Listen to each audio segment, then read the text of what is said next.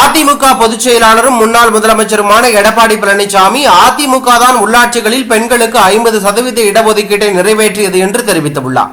இது தொடர்பாக எடப்பாடி பழனிசாமி வெளியிட்டுள்ள செய்திக்குறிப்பில், தமிழ்நாட்டில் உள்ளாட்சி அமைப்புகளில் பெண்களுக்கான இடஒதுக்கீட்டை 50% உயர்த்தும் சட்டத்தை 20/2/2016 அன்று நிறைவேற்றியது மாண்புமிகு அம்மா அவர்களின் அரசு. சட்டமன்றத்தில் நிறைவேற்றப்பட்டு அரசிதழில் வெளியிடப்பட்ட ஒரு சட்டத்தில் கூட வாய் கூசாமல் பச்சை பொய்யை திமுக சொல்கிறது என்றால் இந்த கொத்தடிமைகள் கோயபல்ஸை மிஞ்சிவிட்டார்கள். பொய்யாலும் போலி விளம்பரத்தாலும் மட்டுமே நடக்கும் இந்த ஸ்டாலின் மாடல் ஆட்சிக்கு இந்த பச்சை பொய்யும் சாட்சி. நாசமாய் போன 4 ஆண்டு முடியட்டும் இதோடு என்று குறிப்பிட்டுள்ளார். இது தற்போது அரசியல் வட்டாரத்தில் பெரும் பரபரப்பையும் அதிர்ச்சியும் ஏற்படுத்தி உள்ளது.